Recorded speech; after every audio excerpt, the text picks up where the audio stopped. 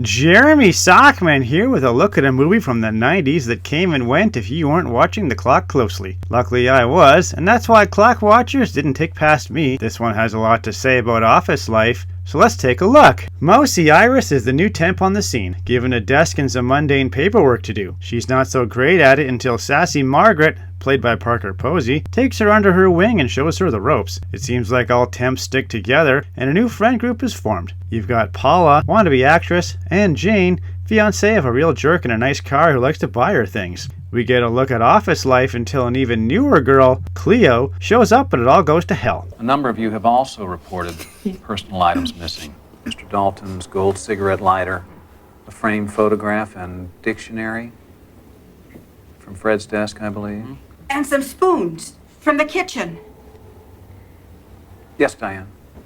I keep a pair of shoes in my desk, and now one of them is missing. Things start to go missing and the big bosses crack down. Open concept offices, locked up supplies, security cameras, and no talking rules all add up to a serious damper on work life. Margaret can't take it and suggests a one-day strike. Uh-oh, the rest of them chicken out, and that gets Margaret fired. Nobody stands up for her and things get even worse. The group dissolves, Jane gets married, Paula is transferred, and Iris is rejected for a better job. She figures out Cleo was a thief all along and busts her before, spoiler alert, securing Margaret a letter of recommendation and quitting to do something else.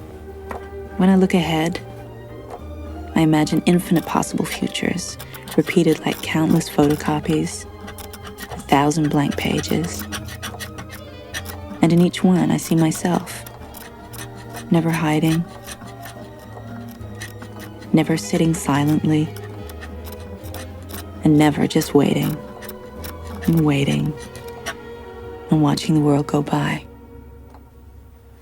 Now, Clockwatchers most definitely had actual clock watching going on within it, so kudos to director Jill Sprecher for truth in advertising. But there was another thing going on here beyond the monitoring of the passing of time. See, Clockwatchers was a movie about how awesome a gig temping can be. Iris and her pals have it made. They're getting paid to do pretty simple stuff, and the only real dangers are paper cuts. For one thing, nobody even knows their actual names. Think about it. If nobody knows your name, then you can't get in trouble. You can't be blamed for anything, and you have no responsibility or real pressure. You can just sit around and do nothing all day staring at the walls, or clocks, and still get paid. I don't know about you, but that sounds almost like heaven. Nobody expecting anything other than basic tasks means you can bang those out quickly and just slack off all day. And don't forget scoring free office supplies.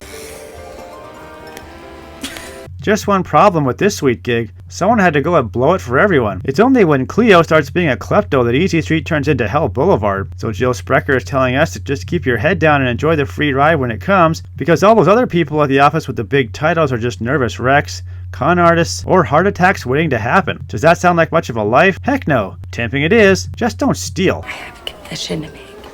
Art, I've been hugging whiteout and pencils on the corner just to try to make ends meet, you know? Is that okay with you? You'll keep it a secret? Okay. So in the end, while Clockwatchers manages to let you watch a few clocks on your own, it also manages to impart a valuable lesson for anyone either unemployed, looking for work, or considering a change in jobs. Don't knock temping. It's pretty awesome when you get right down to it. I'm Jeremy Sockman, and I'm giving the don't blow it when you score an easy job bit of advice that is Clockwatchers my seal of approval. I feel like I can vanish and no one would even notice. Not for weeks.